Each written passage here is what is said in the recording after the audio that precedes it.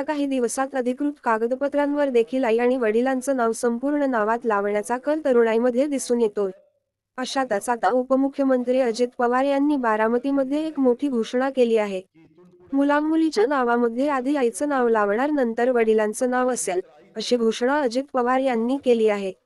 आपण महिलांना संधी दिली, आपण चौथं महिला धोरण आणलं। महिला मंत्री असल्याने तिलाही त्यातील माहिती होती। तुम्हाला लवकरच काही माहिती मिळेल।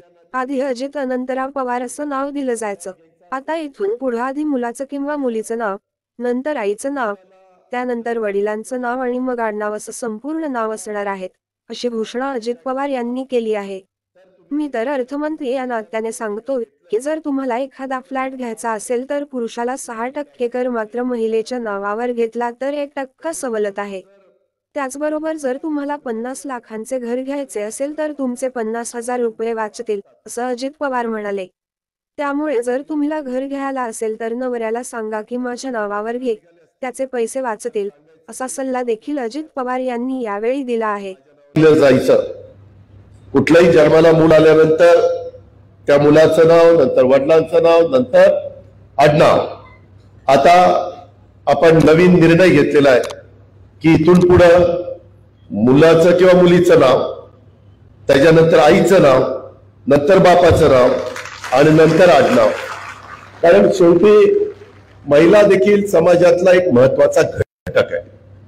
मी तर अर्थमंत्री या नात्याने एखादा तुम्हाला फ्लॅट घ्यायचा असेल तर पुरुषाला घ्यायचा असेल त्याच्या नावावर तर त्याला 6% टॅक्स असला, तर तुम्ही पुरुषांनी महिलेच्या नावावर ते घर घेतलं तर त्यांना 5% आम्ही टॅक्स लावतो, 1% सवलत आहे। बंधू भगिनींनो, जर 50 लाखाचं घर असलं तर साधारण 50,000 रुपये वाचतात।